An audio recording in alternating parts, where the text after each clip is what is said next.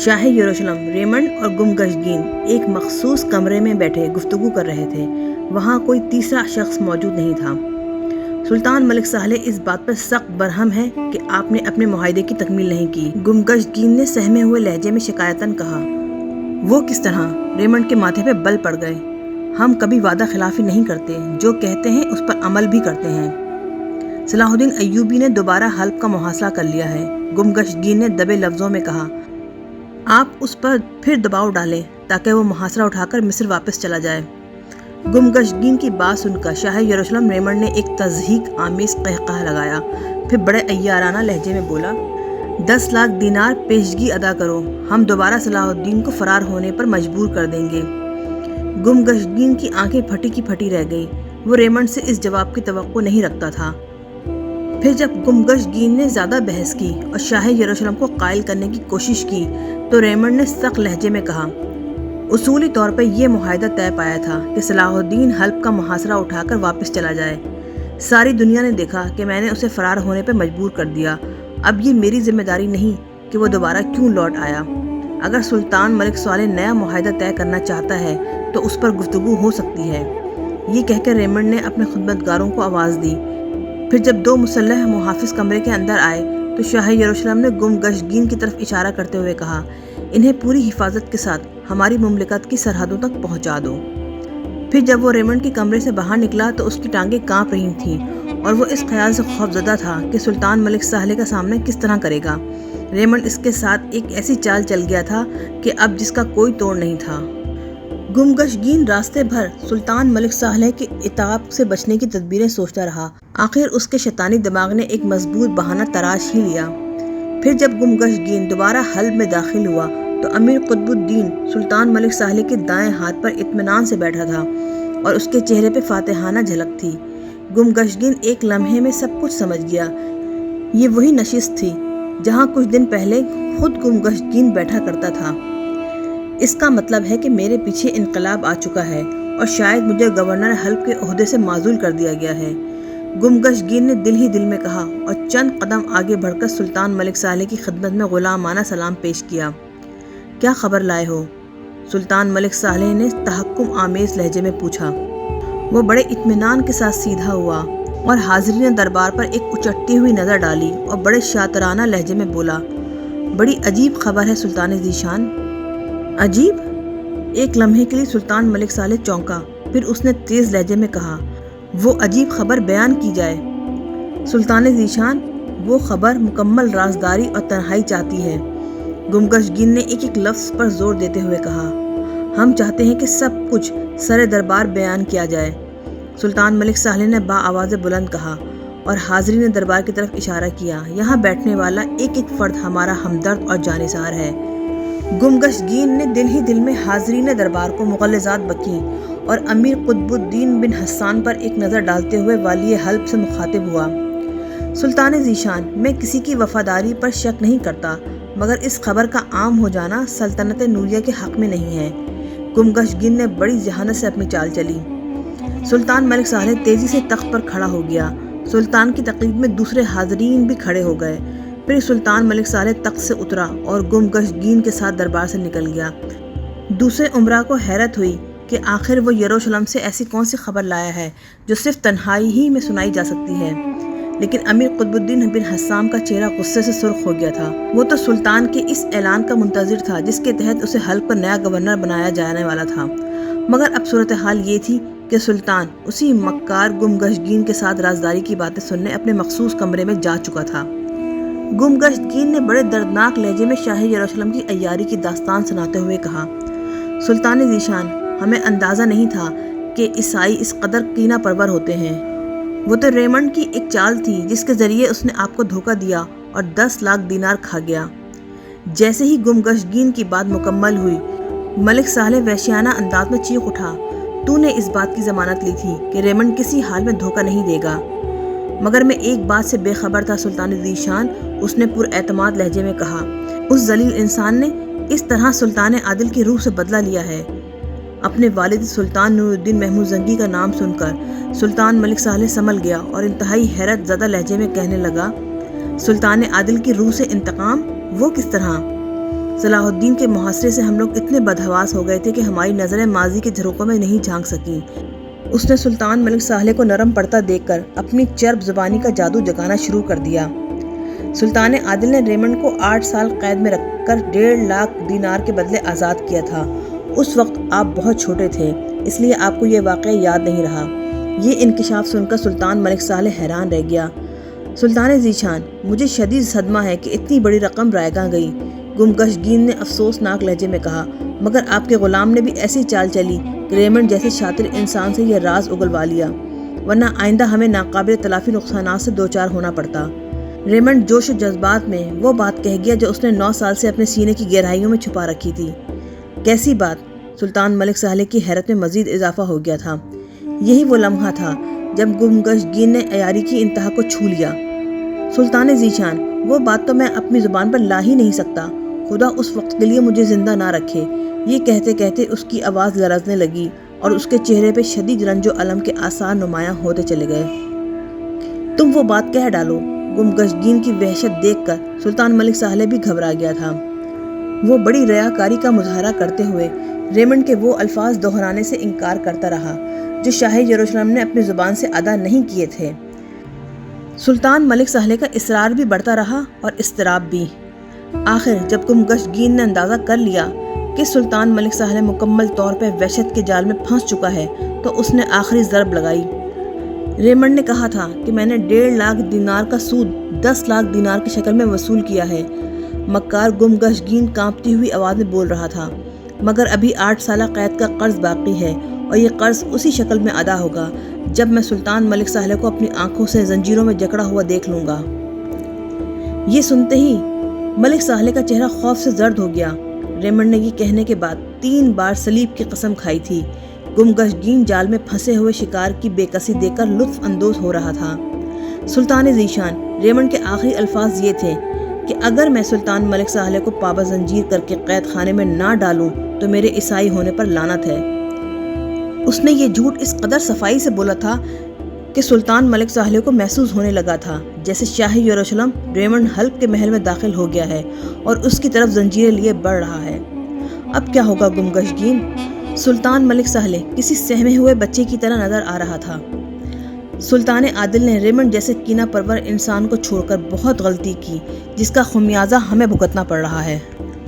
بزدل اور کم فہم بیٹا اپنے اس عظیم باپ پر الزام تراشی کر رہا تھا جس کی کوششوں کے طفیل سلطان ملک صالح حلب کے تخت پر بیٹھا تھا اور دوسرے مسلمان عمرہ عزت و آبرو کی زندگی بسر کر رہے تھے۔ ابھی آپ کا یہ غلام زندہ ہے سلطان ذیشان۔ گمگشگین کا مقصد پورا ہو چکا تھا۔ اس نے بڑی ذہانت سے امیر قطب الدین بن حسان کی امیدوں پر پانی پھیر دیا تھا۔ صلاح الدین ایوبی نے خاندان زنگی سے وفاداری ثابت کرنے کے لیے آخری قدم اٹھایا اور والی موصل سیف الدین کے نام جو سلطان ملک صالح کا چچا زاد بھائی تھا ایک خط تحریر کیا جس میں انتہائی برادرانہ لہجہ اختیار کیا گیا تھا۔ میں ملت اسلامیہ کے اتحاد کے نام پر آپ سے درخواست کرتا ہوں کہ دیار جزیرہ سلطان ملک صالح کو واپس کر کے اعلیٰ ظرفی کا ثبوت دیں اور میرے ساتھ مل کر ان منافقین کا صفایا کر دیں جو ہماری صفوں میں شامل ہو کر اسلام کو شدید نقصان پہنچا رہے ہیں۔ صلاح الدین ایوبی کے تحریر کردہ ایک ایک لفظ سے ملت کا درد جھلک رہا تھا، مگر جب سیف الدین کا جواب آیا تو صلاح الدین ایوبی کئی دن اداس رہا۔ والی موصل نے انتہائی تحقیر آمیز لہجے میں صرف ایک سطر پر مشتمل جواب دیا، سب سے بڑا منافق تو خود ہے۔ اس سے پہلے بھی صلاح الدین ایوبی نے سیف الدین کو کئی خط تحریر کیے تھے اور ان کے جواب میں اسے غلام زادے کے طعنے سنے پڑے تھے۔ اب کی بار والی مصر کو منافق کہہ کر پکارا گیا تھا۔ صلاح الدین کئی دن تک اپنے آپ سے الجھتا رہا، پھر وہ نصف فوج حلب کے محاصرے پہ چھوڑ کر برق رفتاری کے ساتھ بعلبک کی طرف بڑھا۔ اس شہر کا حاکم یمن نامی ایک شخص تھا۔ اس نے خوفزدہ ہو کر ایک نامہ بر کبوتر کے ذریعے ملک صالح کو پیغام بھیجا کہ سلطان فوری طور پہ اس کی مدد کو آئیں ورنہ صلاح الدین ایوبی بعلبک پہ قبضہ کر لے گا۔ نامہ بر کبوتر بر وقت پہنچ گیا تھا، مگر سلطان ملک صالح میں اتنی ہمت بھی نہیں تھی کہ وہ قلعے سے باہر نکل سکتا۔ بعلبک کے حاکم کی مدد کرنا تو بہت دور کی بات تھی۔ آخر یمن نے صلاح الدین ایوبی سے امان طلب کی اور بعلبک کا قلعہ اس کے حوالے کر دیا۔ یہ خبر والی موصل کے لیے بڑی حیران کن تھی۔ سیف الدین سوچ بھی نہیں سکتا تھا کہ صلاح الدین اس قدر جرأت کا مظاہرہ کرے گا کہ اس کی شہرک کے قریب پہنچ جائے گا۔ نتیجتاً سیف الدین نے اپنے چھوٹے بھائی عز الدین مسعود کو ایک بھاری لشکر دے کر حلب کی طرف روانہ کیا۔ ساتھ ہی سلطان ملک صالح کے نام ایک محبت نامہ بھی تحریر کیا۔ برادرم، تم مجھ سے عمر میں اتنے چھوٹے ہو کہ میرے بیٹوں میں اور تم میں کوئی فرق نہیں۔ ہمیں چاہیے کہ ہم پچھلے اختلافات کو بھلا کر ہم ایک ہو جائیں اور اپنے مشترکہ دشمن صلاح الدین ایوبی کو ہمیشہ کے لیے ختم کر دیں۔ یہ سیف الدین کی ایک گہری چال تھی کہ سلطان ملک صالح اس صورتحال سے گھبرا کر فوجی اتحاد پر آمادہ ہو جائے، پھر صلاح الدین کو کچل دینے کے بعد حلب اور دمشق پر بھی قبضہ کر لیا جائے، اور پھر ایسا ہی ہوا۔ سلطان ملک صالح صلاح الدین ایوبی کے ساتھ شاہ یروشلم ریمنڈ سے بھی خوفزدہ تھا، اس لیے فوراً ہی اپنے چچا زاد بھائی سیف الدین کے فریب میں آ گیا۔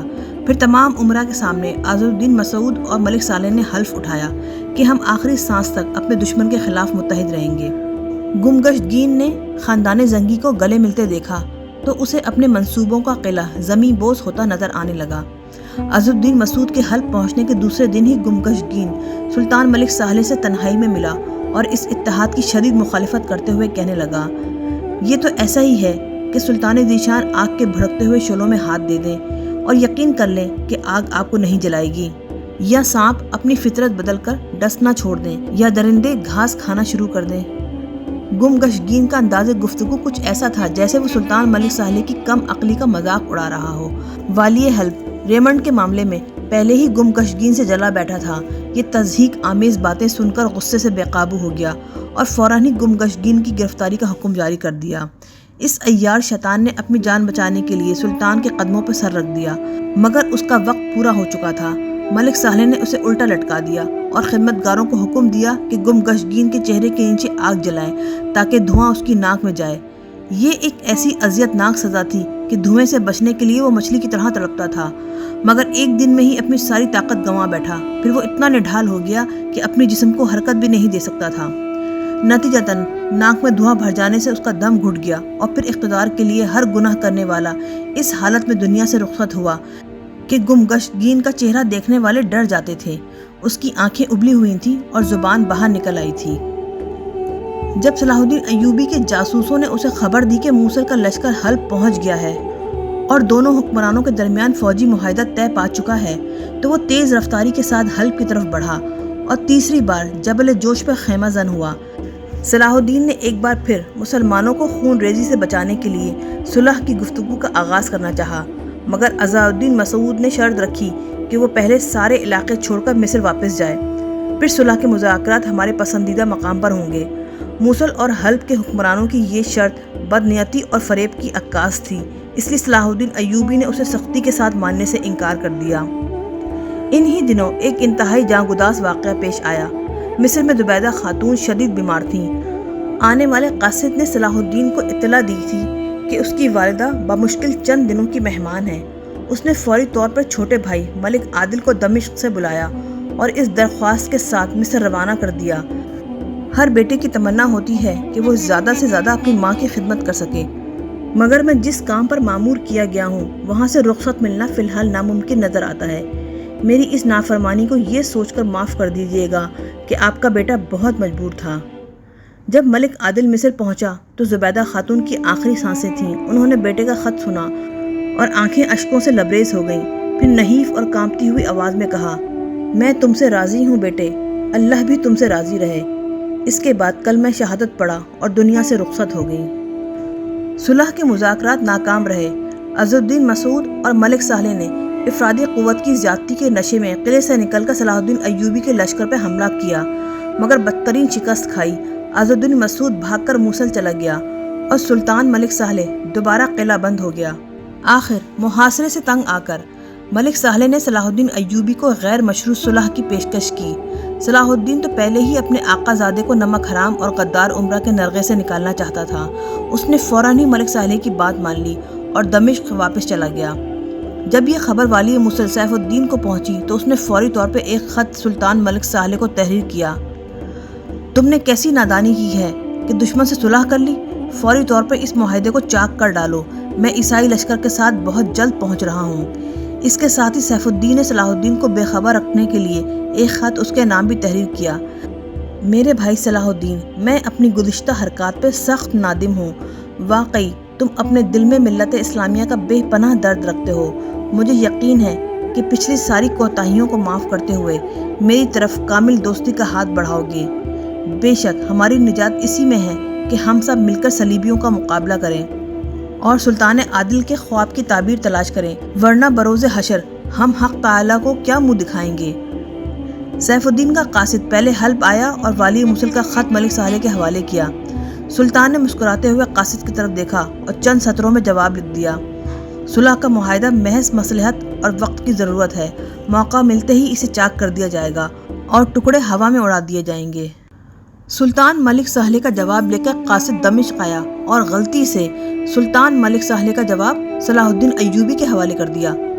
آقا زادے کا خط پڑھ کر صلاح الدین کو شدید قلبی اذیت پہنچی، مگر وہ آہنی اعصاب کا انسان تھا۔ اس نے چہرے سے اپنی دلی کیفیت ظاہر نہیں ہونے دی اور شگفتہ مسکراہٹ کے ساتھ ملک صالح کا خط قاصد کی طرف بڑھاتے ہوئے کہا: یہ خط کسی اور کے لیے ہے، تم نے غلطی سے مجھے دے دیا۔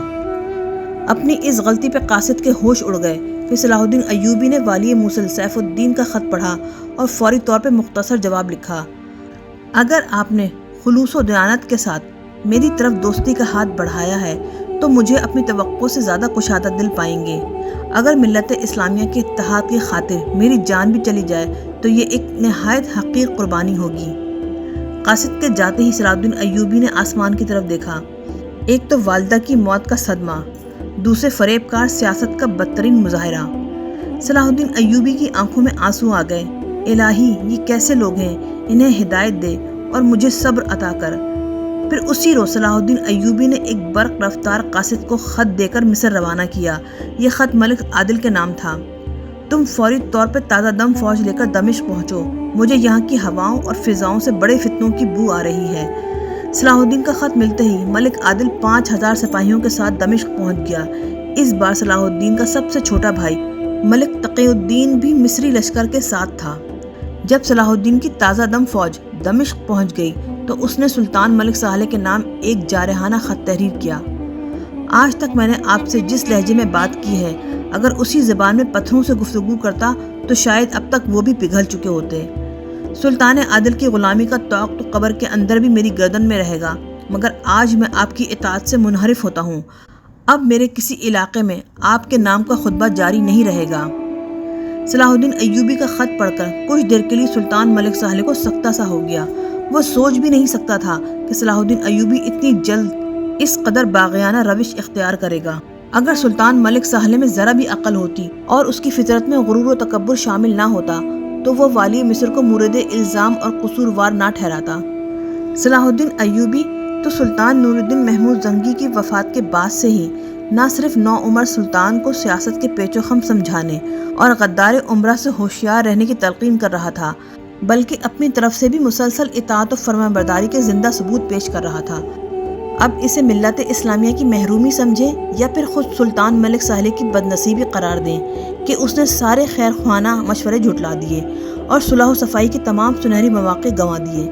خاندانی عظمت کے جادو میں گرفتار سلطان ملک صالح نے نہ صرف عاقبت نااندیشی ہی کا مظاہرہ نہیں کیا، بلکہ اپنے وفادار ترین شخص کے ساتھ بدترین حرکت کی کہ ملت اسلامی کے نگہبان کو آدم خور حشاشین سے مل کر قتل کرانے کی کوشش کی۔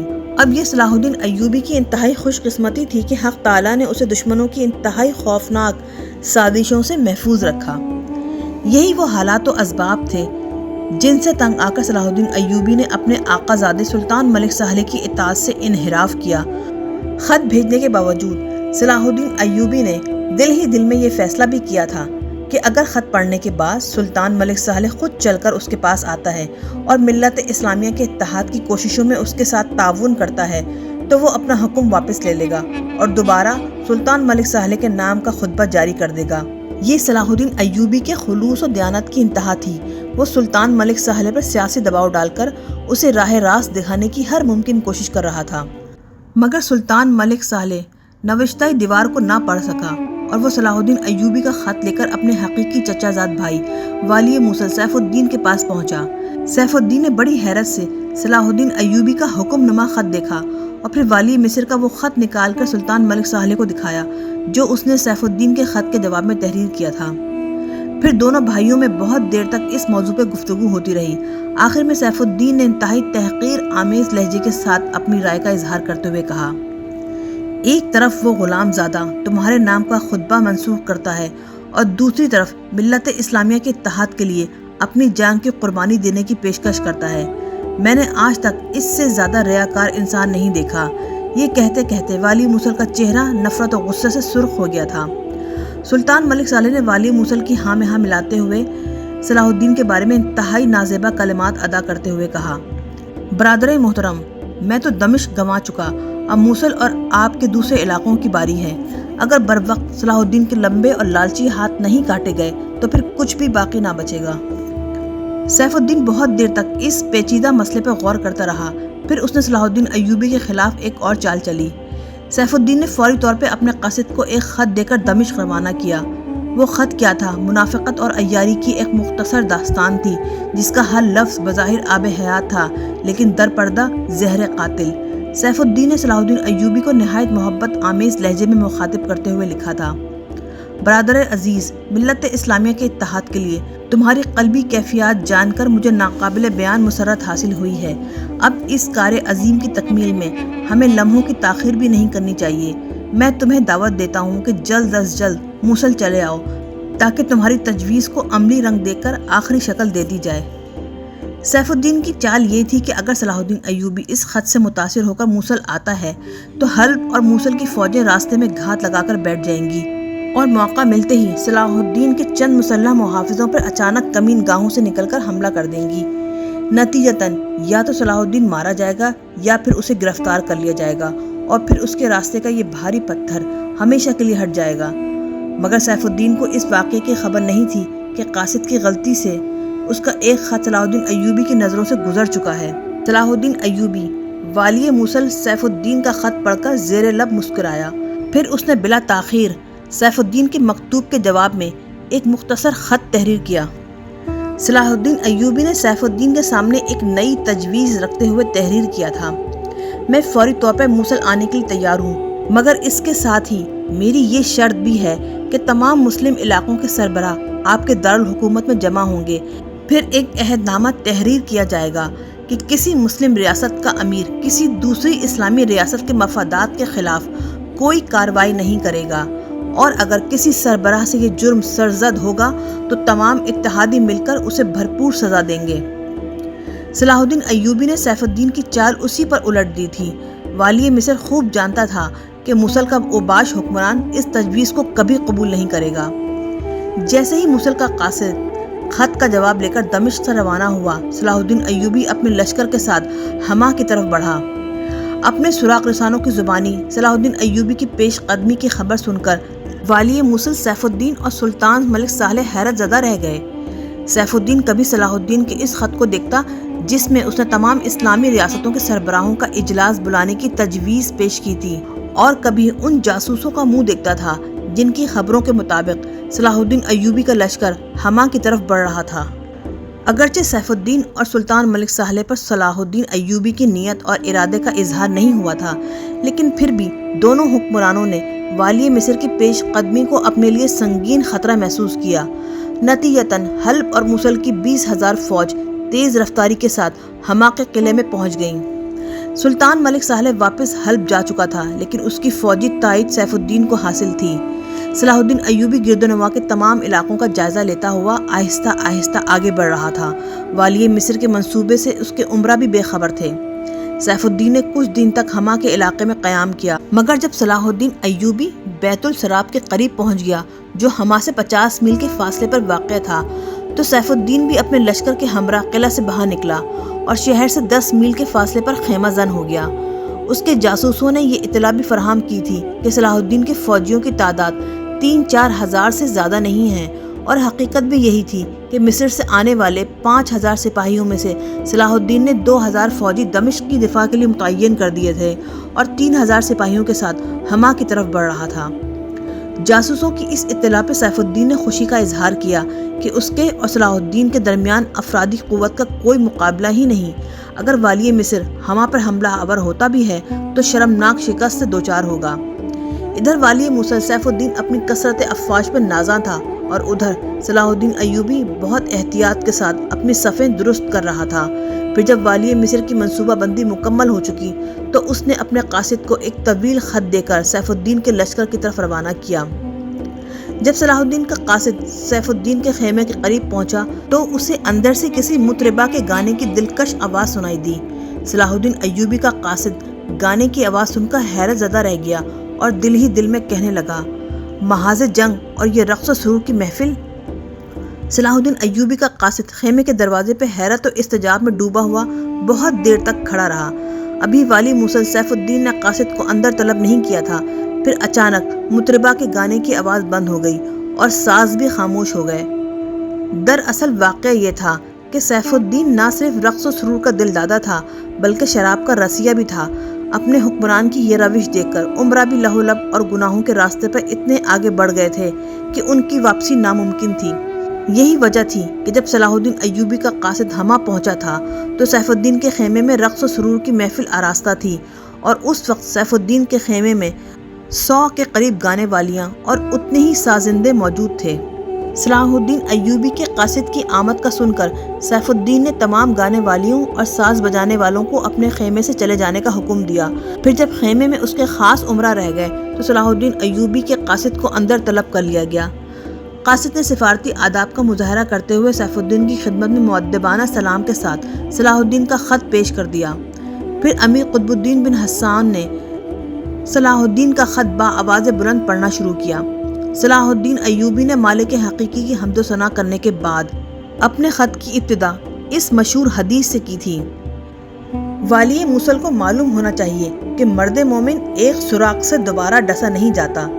اتفاق سے میں آپ کا وہ خط پڑھ چکا ہوں جو آپ نے سلطان ملک ساہلے کو معاہدہ توڑنے کے لیے لکھا تھا، اور اس کے ساتھ ہی والی حلب کو یہ نوید بھی سنائی تھی کہ آپ صلیبی لشکر کے ساتھ مل کر مجھے نیست و نابود کر ڈالیں گے۔ اب یہ تو اللہ ہی جانتا ہے کہ کون باقی رہے گا اور کون مٹ جائے گا، کیونکہ اللہ تعالیٰ کی بے شمار صفات میں سے ایک صفت یہ بھی ہے کہ وہ جسے چاہتا ہے قائم رکھتا ہے اور جسے چاہتا ہے فنا کر ڈالتا ہے۔ میں نے ملت اسلامیہ کے اتحاد کے لیے آپ لوگوں کے سامنے گدا گروں کے انداز میں اپنا دامن پھیلایا کہ اس میں زر و جواہر نہیں، خلوص، دیانت اور وفا کے وہ دینار و درہم ڈال دیں جس سے قومیں ترقی پاتی ہیں اور تہذیبیں سرخرو ہوتی ہیں، مگر صد حیف آپ حضرات نے میرے پھیلے ہوئے دامن کو ایک گداگر کا کشکول ہی سمجھا۔ اللہ اپنی تمام مخلوقات کے ساتھ میری نیت اور ارادے سے بھی باخبر ہے۔ اب میں اس حقیقت سے باخبر ہو گیا ہوں اور مایوس بھی ہو گیا ہوں کہ آپ حضرات کے زنگ آلود دل و دماغ کو صیقل نہیں کیا جا سکتا۔ یہی وجہ ہے کہ آج میں اس خط کے ذریعے ملت اسلامیہ کے اتحاد کے لیے کوئی سوال نہیں کر رہا ہوں، بلکہ آپ کے سامنے یہ مطالبہ کر رہا ہوں کہ جلد از جلد ہما کا علاقہ خالی کر دیا جائے تاکہ میں اپنے منصوبے کی تکمیل کے لیے آگے قدم بڑھا سکوں۔ واضح رہے کہ اگر آپ نے اہل ایمان کے کشت و خون کے بغیر ہما کا قلعہ چھوڑ دیا تو مجھے بے حد مسرت حاصل ہوگی، اور اگر آپ نے یہی طے کر لیا ہے کہ زمین مسلمانوں کے خون سے تر ہو جائے تو پھر اللہ تعالی ہمارے حال پر رحم فرمائے۔ میں شدید مجبوری کی حالت میں اس نتیجے پر پہنچا ہوں کہ اس خون کا بہہ جانا ہی بہتر ہے جو بہت دنوں سے ملت اسلامیہ کے جسم میں فساد پیدا کر رہا ہے۔ جیسے جیسے امیر قطب الدین بن حسان صلاح الدین ایوبی کا خط پڑھتا جا رہا تھا، سیف الدین کی حالت غضب میں اضافہ ہوتا جا رہا تھا۔ پھر جب امیر قطب الدین حسان آخری سطر پر پہنچا تو سیف الدین کی قوت برداشت جواب دے گئی اور وہ چیخ کر امیر قطب الدین سے مخاطب ہوا، قطب الدین، ایک پاگل کی لکھی ہوئی تحریر کے ٹکڑے ٹکڑے کر دو۔ امیر قطب الدین نے مسکراتے ہوئے صلاح الدین ایوبی کا خط سیف الدین کی طرف بڑھایا۔ یہ خط آپ کے نام ہے، آپ ہی اپنے دستے مبارک سے اسے چاک کریں گے۔ یہ سن کر سیف الدین نے بڑے غرور و تکبر کے انداز میں اپنے دونوں ہاتھوں کو غور سے دیکھا، پھر امیر قطب الدین حسان سے مخاطب ہو کر بولا، یہ ایک طاقتور حکمران کے ہاتھ ہیں، اپنے خاندانی غلام کی تحریر کو چھونا بھی ان کی توہین ہے۔ امیر قطب الدین بن حسان نے سیف الدین کو خوش کرنے کے لیے پرجوش لہجے میں کہا، اگر یہ بات ہے، آپ کا خادم صرف تحریر ہی نہیں، صلاح الدین ایوبی کے ٹکڑے کرنے کے لیے بھی تیار ہے۔ اتنا کہہ کر قطب الدین بن حسان نے صلاح الدین ایوبی کے خط کے چھوٹے چھوٹے ٹکڑے کر دیے، پھر ان ٹکڑوں کو مٹھی میں دبا کر اپنی نشست سے اٹھا اور سیف الدین کے قدموں میں ڈال دیے، پھر ایک زوردار قہقہ لگاتے ہوئے بولا، یہ ایک غلام کا جھکا ہوا سر ہے جو اپنے آقا کے قدموں کو چھو رہا ہے۔ سیف الدین نے امیر قطب الدین بن حسان کی طرف دیکھا اور مسکراتے ہوئے کہا، تم بہت ذہین انسان ہو۔ قاصد کو اس کے لائے ہوئے پیغام کا جواب مل گیا تھا۔ اس نے سیف الدین کو رخصتی سلام کیا اور واپس جانے کے لیے مڑا۔ دوسرے ہی لمحے کمرے میں والی موصل کی پرجلال آواز گونجی، قطب الدین، یہ ہماری روایت کے خلاف ہے کہ ہم قاصد کو تواضع کے بغیر جانے دیں۔ صلاح الدین ایوبی کا قاصد پلٹا اور اس نے مؤدبانہ لہجے میں کہا، تواضع تو آپ کر چکے ہیں، ابھی کہاں؟ سیف الدین نے ہنستے ہوئے کہا، اور پھر امیر قطب الدین بن حسان سے کہا، ذرا اس کو ہماری افواج قاہرہ کا نظارہ تو کراؤ۔ یہ سنتے ہی امیر قطب الدین تیزی سے اٹھا اور صلاح الدین کے قاصد کو اپنے ساتھ لے کر کمرے سے نکل گیا۔ پھر امیر قطب الدین نے اپنے ہرکاروں کے ذریعے موصل اور حلب کے سپاہیوں کو ایک طویل اور عریض میدان میں جمع ہونے کا حکم دیا۔ اتنی دیر امیر قطب الدین نے صلاح الدین ایوبی کے قاصد کو اپنے کمرے میں بٹھائے رکھا اور اسے پرتکلف کھانا کھلایا۔ پھر جب سیف الدین کی ساری فوج میدان میں جمع ہو گئی تو امیر قطب الدین قاصد کو لے کر اپنے مکان سے نکلا۔ کچھ دیر بعد دونوں گھوڑے میدان کے قریب پہنچ گئے جہاں حد نظر تک سیف الدین کے سپاہیوں کے سر نظر آ رہے تھے۔ امیر قطب الدین نے بڑے متکبرانہ انداز میں اپنے شمشیر بے نیام کی اور پھر تلوار سے میدان کی طرف اشارہ کرتے ہوئے کہا، تم ہمارے جانبازوں کا جم غفیر دیکھ رہے ہو؟ امیر کا خیال تھا کہ قاصد یہ منظر دیکھ کر گھبرا جائے گا یا اس کے چہرے پہ سراسیمگی کے آثار نمایاں ہو جائیں گے، مگر اس شخص نے بے نیازانہ انداز میں کہا، میدان جنگ میں فوج ہی ہوتی ہے، یہ کوئی عجیب منظر تو نہیں جسے آپ کے امیر سیف الدین مجھے بطور خاص دکھانا چاہتے تھے۔ صلاح الدین ایوبی کے قاصد کی اس بے نیازی پر امیر قطب الدین بن حسان جل اٹھا۔ امیر سیف الدین یہ چاہتے تھے کہ تو ہمارے جانبازوں کا شمار کر لے اور صلاح الدین کو جا کر بتا دے کہ اس کے واپس جانے ہی میں عافیت ہے۔ میں آپ کا پیغام بھی اپنے امیر تک پہنچا دوں گا۔ قاصد کے سکون اور اطمینان میں کوئی فرق نہیں آیا تھا۔ اس کا یہ طرز عمل دیکھ کر امیر قطب الدین بن حسان مزید غضبناک ہو گیا۔ کیا تیرے امیر کے مٹھی بھر سپاہی اس لشکر جرار کا مقابلہ کر سکتے ہیں؟ امیر قطب الدین کے غصے کا مظاہرہ دیکھ کر قاصد پہلی بار مسکرایا۔ امیر محترم ہمیں سلطان عادل کے زمانے کے واقعات سناتے تھے۔ قاصد کے لہجے سے غیر معمولی سکون جھلک رہا تھا۔ امیر محترم کا کہنا ہے کہ سلطان نور الدین محمود زنگی کے چند ہزار سپاہیوں نے دوسری صلیبی جنگ میں کئی لاکھ عیسائی سپاہیوں کو شکست فاش دی تھی۔ امیر قطب الدین بن حسان قاصد کی اس طنز کو برداشت نہ کر سکا۔ اس نے بڑے شائستہ انداز میں سیف الدین کی افواج قاہرہ کا مذاق اڑایا تھا۔ بدبخت وہ سلطان عادل تھے، امیر قطب الدین بن حسان نے ہذیانی انداز میں چیختے ہوئے کہا، ان کی شجاعت و استقامت کا مقابلہ ایک غلام زادے سے کر رہا ہے۔ قاصد آہنی اعصاب کا مالک تھا اور سفیر کو ایسا ہی ہونا چاہیے۔ اس نے مسکراتے ہوئے کہا، تم لوگ جسے بار بار غلام کہہ کر اپنی آتش حسد کو ٹھنڈا کرنا چاہتے ہو، وہ غلام بھی تو سلطان عادل کا تربیت یافتہ ہے، اس میں اپنے آقا کی کچھ صفات تو آئیں گی۔ قاصد کے اس جواب کے بعد امیر قطب الدین بن حسان ایک لمحے کے لیے بھی نہ ٹھہر سکا اور صلاح الدین ایوبی کے لیے انتہائی غیر مہذبانہ الفاظ استعمال کرتے ہوئے چلا گیا۔ قاصد کچھ دیر تک امیر قطب الدین کے گھوڑے کو جاتے ہوئے دیکھتا رہا، پھر اس نے اس میدان پر نظر ڈالی جہاں سیف الدین کے بقول اس کی افواج قاہرہ جمع تھیں۔ بے شک جنگ کے مادی نقطہ نظر سے صلاح الدین ایوبی اور سیف الدین کے لشکروں میں کوئی مقابلہ اور کوئی توازن نہیں تھا، مگر فتح و شکست کا معاملہ ہی کچھ اور ہے۔ صلاح الدین ایوبی کے قاصد نے میدان پر آخری نظر ڈالی اور قرآن حکیم کی یہ آیت پڑھتا ہوا اپنے لشکر کی طرف چلا گیا۔ ترجمہ: اللہ کا حکم ہر شے پر غالب ہے۔